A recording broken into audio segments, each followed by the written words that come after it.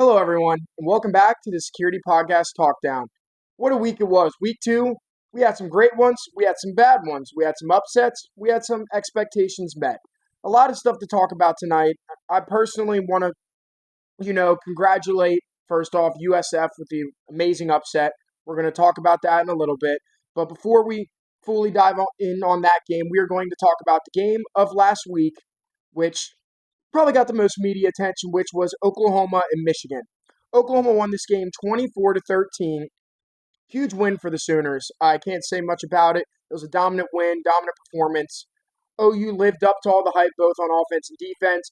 And this game kind of went exactly how I thought it would. Bryce Underwood struggled a little bit, but still had his shining moments. Brett Venables against freshman quarterbacks. He runs the table with them. He does very well. You stopping them usually. But I think this game showed how good Oklahoma can be. Hopefully they can play with that. But also props to Michigan. Hard first road test of the year, especially with a freshman quarterback. They did have some bright spots, but have a lot of work to do. The biggest thing we can talk about Michigan now is that Jerome Moore suspended for 2 weeks. And the guy stepping in is Poggi, the recent coach of Charlotte, who was on the staff when Harbaugh was there. He's going to be the head coach for 2 weeks. I like to see what he does with this. He was a talented high school coach at St. Francis, Maryland. Head coach got a chance to take his talents to Charlotte. But before all that, he was at Michigan before. So I'm excited to see that. But let's dive into the game that I think shocked a lot of us, but some of us almost expected it. But USF 18, Florida 16. Now, personally, this game came to a shocker to me. I did not think USF would be able to beat this team. If I'm being completely honest, I think they would keep it close like they did, but I just think they wouldn't be able to make enough plays to prevail. But they ended up making enough plays, and Florida ended up shooting themselves in the foot enough to let this happen. But end of the day, huge upset for USF. Brown has proven to be one of the best group of five quarterbacks out there, looking like a guy you don't want to mess with his legs, with his arm, strength, size. He has everything going for him. This USF team is not a team I want to run into at all right now. For Florida, very disappointing loss. People are already calling for Billy Napier's head. Quite frankly, don't know why. Still a great coach. Give him some time. It's only week two. But I felt DJ Lagway left some throws out there, but overall still a very talented player and has a huge upside. But the story of this game is why the heck was the Florida player spitting in the USF player's face? It quite literally cost them the game, 15-yard penalty and a 2-minute drill. It's one of the most selfish things I've seen in a long time since the other Florida incident of them throwing the shoe halfway across the field in 2020, which lost them the game as well. But I hate to say it for you Florida fans out there, your schedule's not getting much easier. It's the hardest schedule in the country for a reason. Now you're rolling into LSU this week that we'll talk about here in a little bit. And for USF, you're rolling into Miami. You're just trying to be a buzzsaw in Florida. I love it, personally. I'm going to be watching that game. But for Florida, I can't sit here and say everything's going to be all unicorn and roses because it's going to get very ugly here soon, I believe. Moving into the next game I want to talk about from the past weekend is Missouri and Kansas. Missouri did win this game 42-31, but I don't think the scoreboard tells the full story because I personally think in that game that Kansas did everything in their power to lose that game.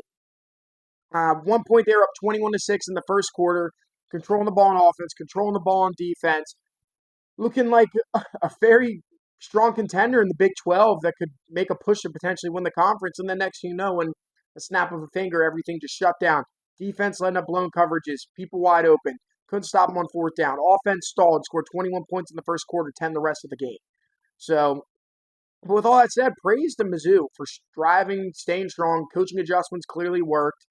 And they found a way to win a game that they wanted more. And this rivalry means a lot to those schools. And I know Missouri is really happy about that. And I cannot talk highly enough on quarterback transfer Bo Papula from Penn State, who's looking like a top 3 transfer quarterback right now. He threw 30 of 39. 334 yards, 3 touchdowns, along some critical plays on the ground with his legs. Smart decision-making, great balls. I think Missouri fans are thanking Drew Aller for staying back at Penn State because they got a player in themselves in Bo Papula. It's always good to see players use the transfer portal for good reasonings, and I think Bo's was a good reasoning, and he is showing why it was a good transfer. But overall, both teams looked very, very talented. I think Kansas still controls their own destiny in the Big 12. Mizzou is one of the sneaky teams in the SEC we've already talked about. Their schedule favors them. I think this is a team we need to keep our eyes on. Two quick games I want to touch on from the past weekend, though, that I wanted to make sure they get some playtime is Iowa versus Iowa State. Iowa State won this game 16-13, and you know what? It's just another gritty win for the Cyclones. They've been doing it all year, and let alone it's a rivalry game that usually is no more than 3 points to begin with. This game is heavily always controlled on defense, but I felt Iowa State controlled the game most of the time, and down the stretch it showed. Iowa State got in field goal range, kicked the game-winning field goal. And I think Iowa State is one of the better teams in the Big 12 right now, and Iowa played them close but just couldn't find a way to win the game. Simple as that, and I still think Iowa's okay, but a huge rivalry win for the Cyclones. Two major wins to start off their year, and I could see them keep that rolling. The next game that I want to review is SMU Baylor. Baylor pulled out the upset, if you want to call it that, in overtime, 48-45. And this was an amazing game to watch. I personally enjoyed this one. Nothing like basically a Big 12 shootout of offenses that are just way better than their defense. Balls thrown all over the place. Baylor, obviously, we knew high-level quarterback in Sawyer Robinson. SMU, they have Kevin Jennings. Both players can sling it and run the rock, but the end of the day, this game came down to special teams. It won Baylor in overtime and also cost SMU the game. SMU's field goal kicker went 1 for 3. Baylor's went 2 for 2 with the game winner. Simple as that. Special teams can win and lose you games, and it lost in this game here. They just make one other one. Game can't go to overtime. SMU wins in regulation. I think this is a disappointing loss for SMU in the fact that they had more opportunities to win it, and Baylor just kept climbing back. They couldn't throw the knockout punch. But for Baylor, their season was on the line 1 week in. They could not start out 0-2. That would just look so bad on their resume, even though none of those teams are Big 12 opponents. It just doesn't look good for them. But at the same time, picking up a win against a playoff team last year is always good for the resume. And Auburn is in the past now. So 1-1 is probably not ideal with Baylor won it, but it's also not bad 1-1 with those first two games. I would take that as a Baylor fan, move on, and you guys still have everything in front of you in Big 12 play. A new segment I want to start every couple weeks is just talking about teams that right now in the moment are very disappointing. I don't personally have the answers for it. I think some other people don't even have the answers, and you're just sitting here kind of clueless and wondering how this is happening, basically. And that team I want to talk about is Kansas State as my first new team of the disappointment team segment. I am completely at a loss of words for this team. They lost this weekend to Army 24-21. Army lost last week to Tarleton State, an FCS school. Army did anything they wanted to them. Kansas State is supposed to be known for their defensive line and linebackers, and Army ran for 240 yards on them, had 40 minutes of time of possession, and Kansas State's offense looked terrible. They're up 13-0. They gave up a touchdown on 4th and goal from the 2 with 3 seconds left in the half. They get that stop. They go in 13-0. Instead, they went in 13-7. Excuse me. Army was also 6-7 on 4th down. It's just Kansas State was disappointing, to say the least. Disappointing loss, I think, when they lost to Iowa State. The week between those, they played North Dakota, an FCS school. They only won 38-35. It's just a disappointing start for Kansas State, and I think every fan out there would agree with me. Losing to Army at home was the one that stung a little bit to me. Losing to an Army team that's not even close to the team they were last year and had a ton of new starters playing. It's a disappointing loss for a team that's supposed to have a lot of veterans coming back, let alone talent, in a team that had Big 12 aspirations or even playoff aspirations starting out 1-2, and one of their losses being to a way lesser team. But moving on from that, we're going to move into the security locks of last week. I did go 2-1, but that does make my record 3-5. Still not great. Still going to improve that. But at the end of the day, I will celebrate the wins of the week. Always going positive when I give you guys my picks. Would like that, obviously, to be 3-0, but 2-1, I'll still take any day of the week. But going over those, I did have Illinois blowing out Duke as one of my picks. I didn't expect to blow out, but I did expect them to cover the 2.5, and I did expect it to be around 10 points. But still, take the win as it is. I did give you guys Oklahoma to cover the 6.5 against Michigan, and they did cover that line as well. Dominant win for Oklahoma. John Mateer and Jay Knott had a great day, especially with their defense playing well. Happy about that performance, too. The one that didn't cover, which a little shocking, but I can't say it isn't, is Navy minus 20.5. They did win by 14, but this game had two weather delays. Each of them were an hour. This game started at 3:30. They didn't get to halftime till 7:30. Both weather delays were in the middle of a Navy drive. It was just a weird shootout. Both teams could play no defense, but could do anything on offense. But props also UAB too. They impressed me in that game. The way they moved the ball, slung the ball, RPOs. I liked what I saw out of them. But Navy did not cover the 20.5. They won by 14.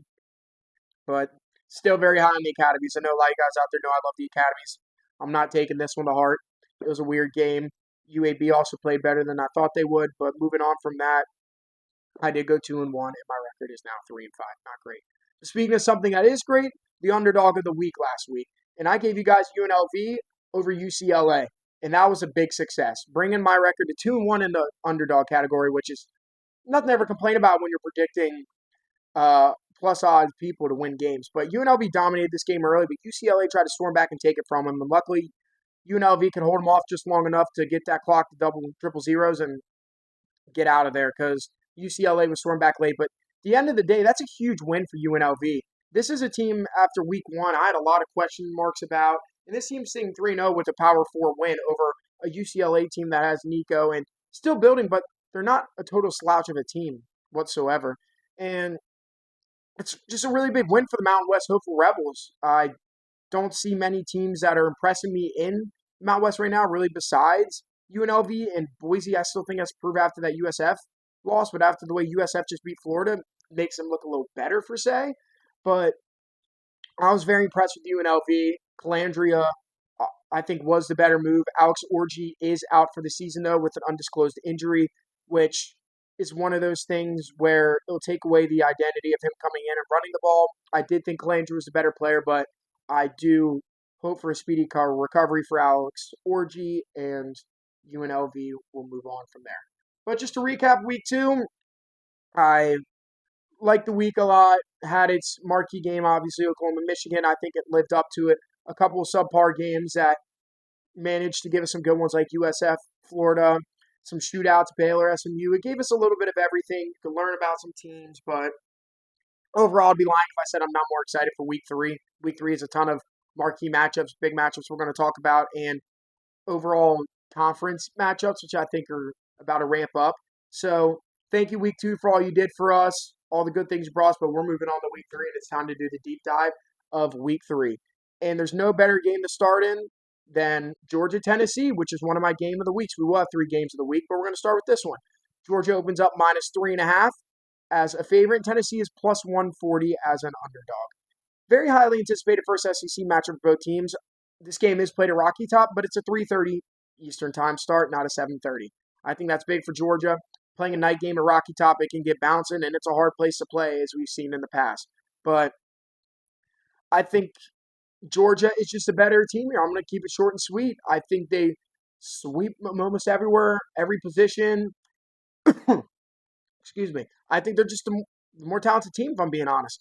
Joey Aguilar has definitely impressed a lot of Tennessee people, and including me. He's impressed me. I think Tennessee fans are happy now that Nico walked and they brought in Joey Aguilar. A lot of them weren't happy when he left, but I think they're very happy with the guy that they got now. I just think this game comes down to one thing, and I think Georgia's defense is better than Tennessee's defense, and I think Georgia's offense is going to take advantage of Tennessee's defense. As simple as that, because I think Syracuse took advantage of Tennessee's defense in a way. I think Georgia's going to expose it more, and Georgia is trying to reclaim what they should be in the SEC, and that's why I think this is no shocker here. This is not a security lock pick, but I'm taking Georgia minus 2.5 for my pick. I know the line's 3.5. I'm all lined down 2.5 just to be safe, and take that. But mostly, I'll probably be watching that game to enjoy it more than betting it. I will most likely stay away from that game. Rolling into the next game of the week, this game had a lot more hype going into week two, but now seeing it in week three, it's a little different. But is Florida versus LSU. LSU opens up as an 8.5-point favorite. Florida plus 265. I mean, after a disappointing loss for Florida, what more can you expect? Their scheduling gets harder from here. We talked about it's hard to schedule in all college football. And it's not going to get much easier. And then add going into LSU at night. Hot LSU team right now. It's just a recipe for disaster, and it makes me sick for all the Florida fans. But the thing that sticks out to me the most is LSU's trying to become that team in the SEC. They want to be known as that team to beat in the SEC because the way Bama's been playing, Tennessee still some question marks, Georgia with some question marks after last week against Austin P, but I think they will address them this week. LSU had a couple question marks against LA Tech, but I think a lot of people expected that because they just came off such an emotional win that they're going to have not as much talent there. And also, LSU didn't get a chance to play a lot of their second and third string guys in week one, so they want to see who they got behind them. So I think that was some of it too. But I think this game can go one of two ways. It's either going to be LSU winning by 3+ scores, winning big, Death Valley Rock in Florida, calling for Billy Napier's head to leave, get out, or it's going to be a close game, one score coming down to the wire where it's going to be either or team can take it. Because if you just look at it, that's how Florida's always been. Florida's either pulling off upsets like they did last year to LSU, or they're just getting blown out and can't hang. So I think if this game does stay close, I still think LSU's a better team to pull it out. But if you give this Florida team a fighting chance, they've shown that they can pull off upsets, and they're there to play. With all that said, I don't see Florida quite waving the white flag yet, but I do see it probably in their foreseeable future. But alt line LSU down to 6.5 here, I think is the safest play. Not a security lock whatsoever, but once again, another game I'm not going to probably bet. Sit there, watch, enjoy, learn these teams a little more before we really get in the games where I like their lines and I like their matchups. The final game of the week, I think this comes to no shocker here. It is another primetime night matchup of Texas A&M and Notre Dame. Notre Dame opens up at -6.5, and A&M is +215 underdog. This is a rematch of week one last year. These teams did sign a home-and-home contract, and Notre Dame came out victorious in College Station last year, 20-13. Jeremiah Love had a big game, and I think he needs another big one. Battle of the defenses, I think you're going to see this once again. Notre Dame's already had a big matchup this year, which I think helps them a little bit, which leads into my next thing where I think this is a win-or-go-home game for Notre Dame, and I truly believe that. This team cannot afford to lose this game to Texas A&M. You're starting out the season 1-2 if you lose this team. You're not protected by a conference. The committee's not going to go after an independent. You're giving them a 1-2 team with 2 ranked losses. Texas A&M team that might have some loss in the SEC. They will not make the college football playoffs with 2 losses this early. I don't think they will, especially with how easy their strength of schedule is after this. I think they need to win this game if they want to have all their aspirations in front of them. And I know it's a little crazy to think that in week 3 you're already losing all your playoff hopes, but that's how it works in the world of college football. And not only that, being an independent, where you get to make your own schedule, well, you also have to watch out for losing the games that you shouldn't because it can screw you in the end. Marcel Reed, I think, is going to come ready to play in this game. CJ Carr as well, but I think the factor in this game is going to be Notre Dame's secondary. They're a very elite group, and I think Marcus Freeman knows in the back of his head how much of a must-win game this is for Notre Dame, especially being at home, and they've had a top 5 opponent already played, so they have a little more experience against where A&M really hasn't played any good opponents yet. I think they're going to use that to their advantage, and I think I'm going to take Notre Dame -6.5 here. I think to play. Not a security lock again. Just going to watch this game and enjoy it, but this is the stronger bet I have of the 3 games. I would probably say Georgia, probably -2.5 would be my favorite. This is my second, and LSU Florida is my third. But we'll see how it works out. Only thing I don't like about this is they put on 2 primetime games on at 7:30, but no problem pulling out 2 TVs and enjoying both games. But a lot of question marks I think will be answered in this game finally for Notre Dame. And is CJ Carr the answer? Why are they not getting the ball to Jeremiah Love? Is their defensive line capable of holding on to a game like this? It's going to be an interesting game, and I'm very excited. But we will see how those go. Moving on to the sleeper game. Do you guys know it's Backyard Brawl weekend? Because it is. But this is not your normal Backyard Brawl. Backyard Brawl is Pitt versus WVU. Pitt opens up at 6.5-point favorite.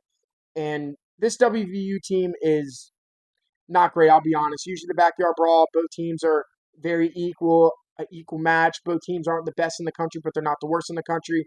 This is a complete opposite because I think Pitt is above average this year, and West Virginia just went from below average to the lowest average because they lost their only bright spot on their team and running back White, done for the season, lost their backup.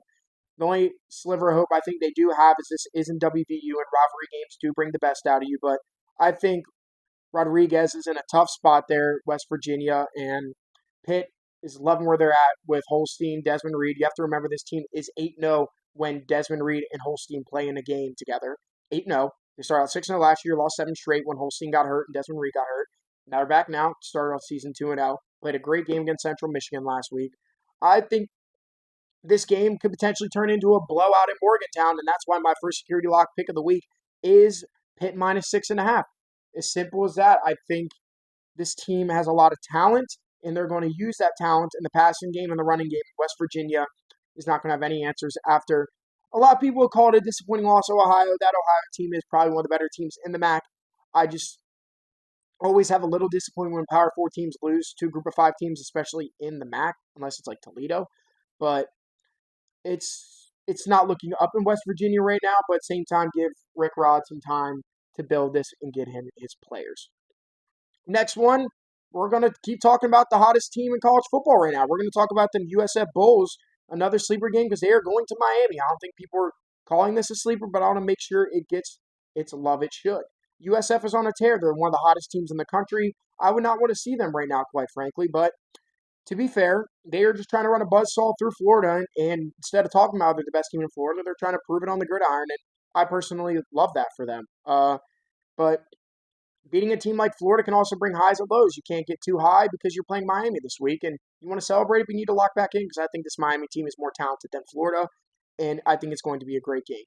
The best thing that ever happened to Miami is I think that Florida lost to USF because Miami could have easily looked over this game and just said, oh, they're playing hot, but they just got beaten by Florida by 14. They're not talented. We're sleeper game type deal. No, they beat Florida, which opens their eyes. They're going to take this game more serious than they probably would have, and it lessens them from getting upset. So Mario Cristobal will have this team ready. He's a guy that's always been doubted most of his life, Mario Cristobal, so he's going to respect USF because he knows how it is to be doubted, and he's going to have this team ready. But at the end of the day, you cannot take USF lightly. I think this game is still going to be close, and I think USF plus 17.5 here is the best play in the game because I do not see them losing by more than 17 in many scenarios. I don't like it for a security lock of the week, but I do like it up there as one of my favorite non-security lock picks of the week. They not only covered 17.5 last week, they won it outright, so you're giving them basically almost 20 more points against Miami, and I mean, Miami and Florida are not the same capital teams, and they're still giving USF plus 17. So I will take that all day. 2 other games I want to mention real quick this week that could be sleeper games. I'm not going to dive into deep, though, is South Carolina and Vandy. I think this is a great SEC matchup for both teams. The cool part about both these teams is they both have played a common opponent through the first 2 weeks in Virginia Tech.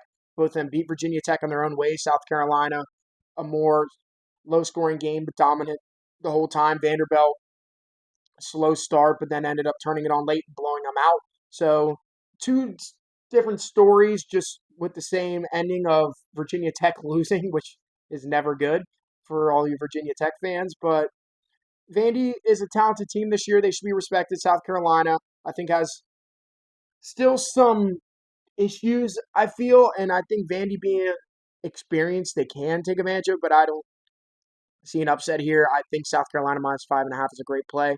Not betting it, not recommending it, but if you are asking for outlook on that game, I think South Carolina minus 5.5 is a great play. Moving into a late night game, 10:30, not much on. Why don't we take a look at Minnesota and Cal? Cal has that 5-star quarterback, freshman transfer from Oregon, that has been shockingly impressing people. Cal was one of my underdog wins of the week, of week 2, but they are playing Minnesota. Coy Parrish, this is probably my first time I'll get a true look at him. See how he's looking this year. I've only heard nothing but good things coming out of Minnesota about him. This team, I want to learn more about Minnesota because they're always a team in the Big Ten that is never at the bottom but never at the top. But if I had to give like a middle ground, they're one of the better middle ground teams because PJ Fleck just knows how to get a team playing. They're always going to be a hard team to play. It's just how it is. And the West Coast ball meeting, Big Ten football, I think we'll call Cal West Coast football, even though they're in the Atlantic Coastal Conference. Still blows my mind to this day. But I think Minnesota will win this game. I think the line's 2.5. I'm going to probably take Minnesota minus 2.5. I just like what they're doing out there in Minneapolis with PJ Fleck and Coy Parrish. So that is another game I wanted to touch on. But I didn't get to talk to you guys about my other 2 security locks of the week. I only talked about 1 security lock. So we're going to dive into the two other security locks. These two security locks this week, I feel I have a little more information to back them up. Some of them I've been telling you guys I like the line or recommending it, but I'm going to give you guys some facts and make you guys feel a little more comfortable about it. And the first one we'll start with is UAB alt lined up to 13.5. The reason I'm taking this is they're playing Akron, and UAB is one of the very high explosive offenses in the country. I think they're third with points per game up there in the country right now in in group of five. The only teams are really lacking behind right now is USC and Oregon and Navy. And they just played Navy. So, a very talented team. They're going up against a team at Akron. And I don't know if you guys noticed, Akron hasn't scored a single point through 2 games, losing 10-0 in Wyoming and 66-0 in Nebraska. So, you look at a line that's 13.5 talking about a top 5 scoring offense in the country versus the worst scoring offense in the country. And not only that, I think UAB's defense will take a big step after getting exposed by Navy. I don't know why you can't be excited about this minus 13.5 line, because Akron hasn't even scored a single point through 8 quarters, let alone they have to score 2 touchdowns. They haven't even scored 1 in a game. So I feel like there's a lot of value here, and that's why it is my second security lock of the week. Just love taking stats, love taking predictions, so we're going to ride it. My last security lock, I was on the fence about 2 games, so I'm going to tell you guys a couple other lines I personally like, and I'll talk about the other one I was thinking about. But what I ended up going with is trust your gut, and I went with Oregon minus 27.5 against Northwestern. This team has shown they can score a bunch of points and a bunch of points fast. Talented out there, Dante Moore, their wide receiving core, defense playing great football. This Oregon team, I think, has blown away a lot of expectations I had for them.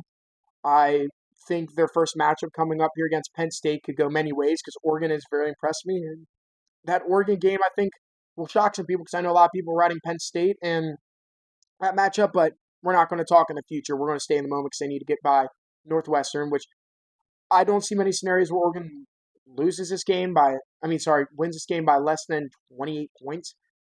I mean, they put up 69 last week, and the week before that, they put up like 56.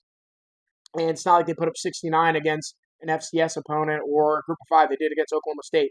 Now, don't get me wrong, Oklahoma State's probably one of the worst Power 4 teams in the country right now, but still, putting up 66 points on an opponent is not easy.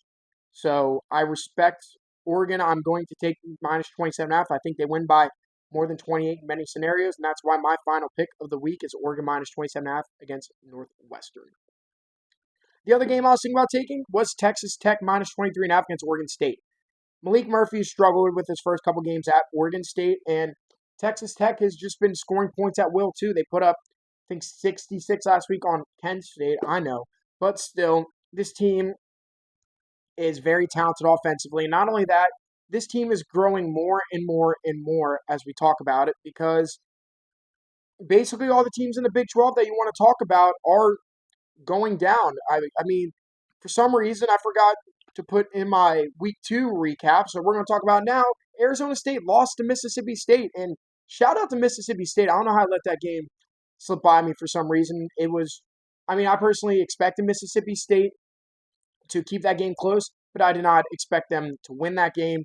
They did have some fourth quarter magic with that throw late to take the lead in the fourth quarter with like 40 seconds left, but Dillingham has made it known at Arizona State that he's not comfortable with the way his team performed, and watching that game, I wasn't much comfortable either watching. I think Arizona State is not comfortable with being the hunted. They're used to being the hunters. They don't like being the hunted.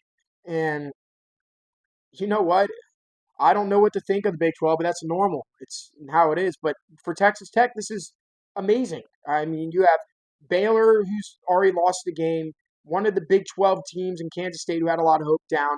You got to watch out for Iowa State. You got to watch out for TCU. But there was 6 Utah. There's like 7 teams beginning. Now you're narrowing it down to 4. So Utah too. I mean, like I can name so many teams in the Big 12 right now that I could see winning it. But I forgot to mention that game. I'm sorry to all you Bulldog fans out there. With your Cowboys ringing, I heard them going crazy. And congrats on the big win. And that is a big program defining win for them with the current state they're in, especially not winning many games last year. That is huge for Jeff Levy down there in good old Starksville. So, honestly, good win for them. And speaking of that, real quick, I think it's absolutely crazy that the SEC has implemented a new rule of fining teams $500,000 for storming the field.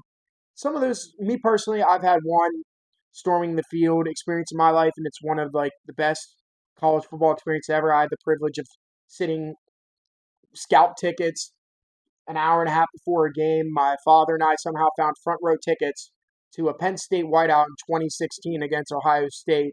Front row for $40. Like an hour before kickoff, we hopped in our car. We get there. Next, we're sitting against the biggest icon in all of Ohio State football, Big Nut, and it was just a crazy game. I saw the kick block six. I saw Trace have an amazing game. I saw it was just so many speechless moments I can talk about in that game, on top of upsetting the number 2 team in the country and storming the field as a 12-year-old kid. I mean, not 12, geez, like I was young though. Probably at 12, 13, 14 age, but still just it's one of those experiences that sits so well with me and I'll never forget that. And it was one of those moments I really remember myself like, this is the sport I love talking about, and this is what makes this sport so awesome.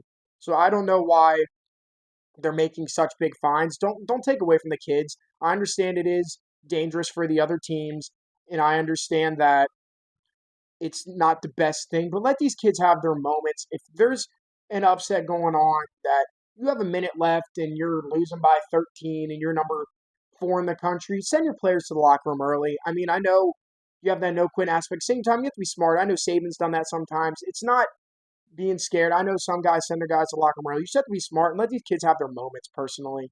But wanted to touch on that real quick, the stadium storming thing and $500,000 fine. Now, I'm not a fan of that. And once again, I will say my apologies to Mississippi State for getting your guys' big win in week 2. And Arizona State, we got some work to do. But back on to week 3, other lines I would like to talk about. USC is minus 21.5.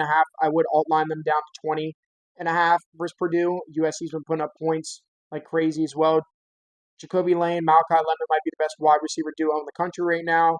Lava's been playing some good ball. Playing a Purdue team, I think they can score more points. And the only thing that scares me is USC's defense, which is pretty normal question you can tell yourself every year because Georgia Southern did some great things that exposed them. But I still like USC minus 20.5.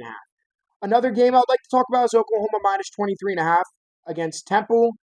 Oklahoma just came off a very big emotional win, but I still think they keep this thing rolling against a Temple team that is not so talented. And I think even on a dog walk kind of day where Oklahoma just comes in there kind of sluggish and stuff, I still think they can win a game by 24 against a Temple team. And the final one I do have some question marks about is UConn minus 9.5 against Delaware. I think they played an amazing game against Syracuse. They should have won that game. Syracuse found some ways. Obviously, we saw them running after the game. Syracuse, their head coach is making them, Fran Brown's making them run sprints after the game because they're so disappointed in the performance after a win. So that just shows you right there how UConn, should have won that game. But UConn minus 9.5. We like that play against Delaware. And finally, my favorite segment of the week to end it off is my underdog of the week. I could have put this game in game of the week. I could have put this game in sleeper of the week, but I saved it for underdog of the week because I wanted to talk about this game a little more. And that game is Clemson versus Georgia Tech, which Clemson is a minus 3.5 point favorite, and Georgia Tech is plus 145 outright dog, and I'm taking Georgia Tech plus 145 outright. I'm going to tell you right now, Clemson does not have me feeling comfortable at all. Lost to LSU, down 16-0 to Troy.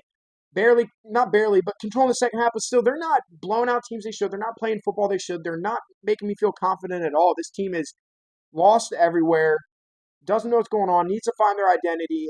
Then they're going to go against one of the known giant slayers in the country, Georgia Tech, just known taking down ranked opponents, playing up to their competition. Georgia Tech lives for these games. And I've been saying this since week 0 that this is one of the games I'd circle on my calendar, that this could be a good game. Georgia Tech could pull something off. And I think they're going to pull it off, especially the way Clemson's been playing. So my underdog of the week I bring you is Georgia Tech plus 145. I think they can win this game outright. Even in their worst game this year against Colorado, they still found a way to win, and I think it can't get much worse than that. If they do play like that against Clemson, though, they will not win like they did against Colorado because Clemson will take advantage of those mistakes. But I just think Georgia Tech's going to win this game outright at plus 145, and that is my underdog of the week. With all that said, we've fully deep dived week 3 with all the games I wanted to go over. I'm very excited about this week. If anyone tells you that week 3 is not worth a week watching, they're absolutely crazy. This is a top 3 weekend of the year, in my opinion. A lot of big games that are just going to fully let teams blossom into themselves, find out who they are, and much more. So I'm super excited about this week. I gave you guys a lot of information on my security locks, other picks, underdogs, talked through the game of the weeks. I just think there's a lot of pros and cons coming out this week that we'll find out. Besides that, if you guys want a good game to watch, Friday, I know Arizona is playing Kansas State. Stay away from Kansas State. They're, like I said, one of the more disappointing teams in the country now. I know Colorado is +6 against Houston right now. That'll be an interesting game to watch. And then for all you true diehards out there like me that sometimes will pick a college game over an NFL Thursday night game, you do have Wake Forest and NC State Thursday night. I'll personally be tuning in on that one as well because I think CJ Bailey at NC State is doing a lot of great things. So, with all that said, that's all the information I have for you guys this week. I'd like to thank you guys for listening this long. Thank you guys for the support that has been pouring in. I've been getting a lot of suggestions, tips. I'm trying to work on my backgrounds right now. I've got a few things coming here soon that I want to make this a little better. Some tips in here. I just want to thank you guys out. Don't forget to subscribe. And with all that said, can't wait to recap week 3 after this amazing weekend a week from now and see you guys next week.